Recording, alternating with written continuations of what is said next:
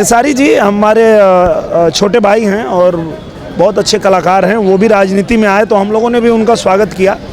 मुझे तो यही सबक मिला कि हम लोगों को बहुत सोच समझ के किसी भी व्यक्ति का साथ देना चाहिए, क्योंकि अगर आप सोच समझ के किसी का साथ नहीं देते हैं तो वो अपने अज्ञानता बस हो सकता है कि भारी नुकसान भी आपको पहुंचाए। अपना परिवार एक साथ रहे, माँ है, बहन है, भाई है, पिता है, सबको जो भी मनमुटाव है उसको ठीक कर लेना चाहिए। नमस्कार, मैं हूं राजीव कुमार और इस वक्त फिर एक बार आजमगढ़ के पूर्व सांसद और भोजपुरी के सुपरस्टार दिनेश लाल निरहुआ हमारे साथ हैं और खास तौर पर यूपी तक से बातचीत करने के लिए। दिनेश जी, बिहार फतेह, अब यूपी की बारी।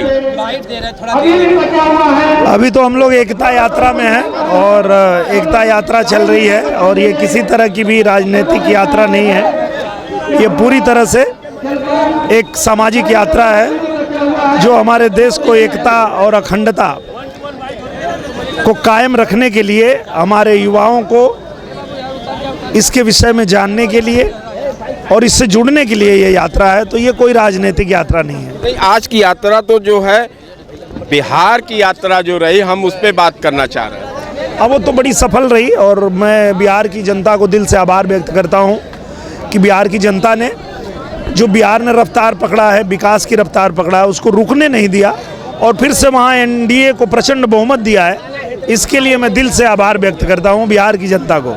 अच्छा दिनेश जी, खास तौर पे जो इस चुनाव में जीत हार की बातें आई, बयानबाजी का बड़ा रोल है। हाँ, चुनाव में होता ही है। आप जानते ही हैं कि जब चुनाव में लोग जाते हैं तो बयानबाजी बहुत सारी होती ही है और जब एक तरफ से होती है तो दूसरे तरफ से फिर जवाब आता है। तो इस चुनाव में भी बहुत हुआ।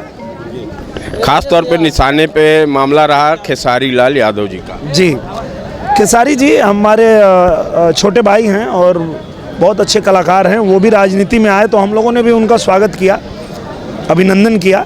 कोई भी कलाकार जब राजनीति में आता है तो जिन लोगों ने उनको कलाकार बनाया है उनकी सेवा करने का अवसर मिलता है, तो उनका स्वागत किया गया।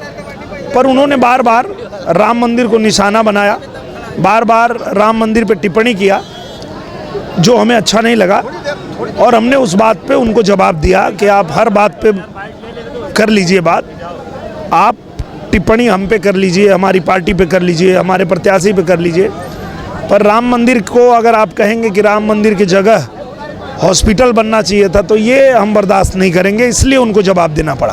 तो इस बयानबाजी के बीच में क्या लगा, क्या अनुभव, और आपको भी क्या इससे नया सबक मिला?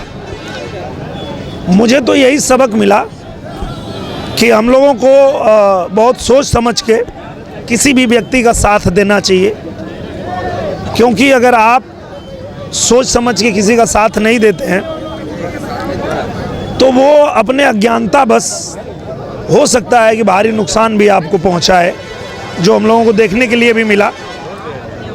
तो ये चीज़ तो हमने सीखा कि बहुत सोच समझ के किसी पे भरोसा करना चाहिए। लालू परिवार में कुछ अच्छा नहीं चल रहा है। मुझे लगता है कि उसको सुलझा लेना चाहिए। राजनीति अपने जगह पे है, पर सबसे ऊपर परिवार होता है। अपना परिवार एक साथ रहे, माँ है, बहन है, भाई है, पिता है, सबको जो भी मनमुटाव है उसको ठीक कर लेना चाहिए। राजनीति अपने जगह पे, परिवार अपने जगह पे है। खास तौर पे बिहार चुनाव एक तरीके से सबक बना है। अब तो यूपी की बारी आ गई है, तो अब तो भारतीय जनता पार्टी एक चुनाव खत्म होता है दूसरे चुनाव के फरवरी में चलने लगती है। क्या इसकी शुरुआत भी सबसे मानी जाए? अभी तो हम लोग यहाँ के बाद बंगाल में लग रहे हैं, क्योंकि बिहार के बाद बंगाल की बारी है 26 में, उसके बाद यूपी की बारी आएगी। तो हम लोगों ने जिस तरह से मेहनत किया बिहार में, वैसे ही मेहनत करेंगे बंगाल में और फिर वैसे ही मेहनत करेंगे उत्तर प्रदेश में। जैसे प्रचंड जीत हम लोगों ने हासिल किया बिहार में, वैसे ही प्रचंड जीत हमें बंगाल में भी जीत हासिल करनी है, वैसे ही हमें यूपी में भी हासिल करनी है।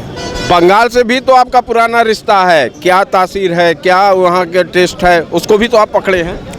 बिल्कुल। और अब देखिए, जो बंगाल में घुसपैठिए थे वो बंगाल छोड़ के भाग रहे हैं। जैसे ही SIR शुरू हुआ, वो धीरे धीरे जो घुसपैठिए थे, जो चुनाव को प्रभावित करते थे, वो बंगाल छोड़ के भाग रहे हैं। तो आने वाले समय में आप देखेंगे कि फेयर होगा और रिजल्ट अच्छा आएगा। खास तौर पे अब यूपी तक से बात हो रही है तो उत्तर प्रदेश, पूर्वांचल और चैलेंज है। अखिलेश भैया का भी आप समय समय पे बयान देख ही रहे हैं, क्या कहेंगे? मुझे लगता है कि देश की जनता बहुत अच्छे से जान चुकी है कि ये लोग सिर्फ हवाई बातें करते हैं, धरातल पे तो NDA ही काम करता है। आज आप देख लीजिए कि हमारा उत्तर प्रदेश जो है, पूज्य योगी आदित्यनाथ महाराज जी के कार्यकाल में भारत का नंबर 1 राज्य बन गया है। सबसे ज़्यादा यहाँ फैक्ट्रियाँ खुल रही हैं, सबसे ज़्यादा यहाँ रोजगार हो रहा है, सबसे बढ़िया यहाँ कानून व्यवस्था है। भारत के हर राज्य का व्यक्ति चाहता है कि यूपी जैसा CM उनको भी मिल जाए। तो ये तो हमारा भाग्य है कि हमारे पास आदित्यनाथ योगी जी जैसे CM हैं, और फिर से हमारी जनता जो है उनको ही चुनेगी। और बाकी ये लोग तो हवाई लोग हैं, उनके बस का बात नहीं है।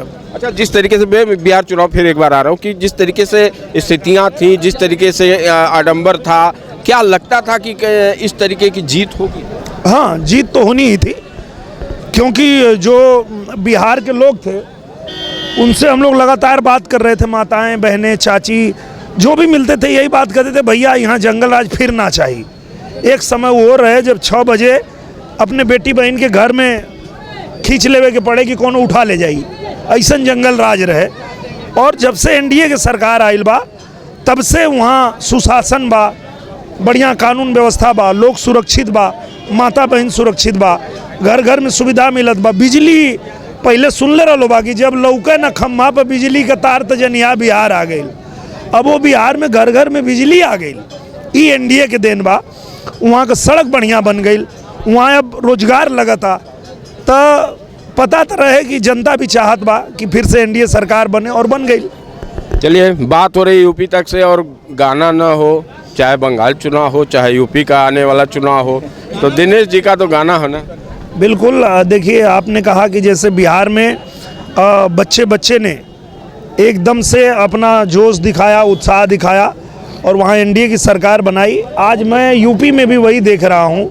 यूपी के बच्चा बच्चा के फरमाइश में योगी जी, अइले 22 में योगी जी, अब फिर से 27 में योगी जी, फिर 27 में योगी जी यही हैं। और ऐसे ही जैसे उत्तर प्रदेश नंबर 1 राज्य बन रहा बा, ऐसे ही आगे बढ़त रही। बहुत बहुत शुक्रिया दिनेश जी। तो ये थे दिनेश लाल यादव निरहुआ जी, जिन्होंने अपने तरीके से बिहार में प्रचार किया। बंगाल की बारी है, और अब यूपी 27 की फतेह को लेके इन्होंने अपना गाना भी यूपी तक से शेयर किया है, और मैं इस चीज़ को आप तक पहुंचा रहा हूं। राजीव कुमार, आजमगढ़।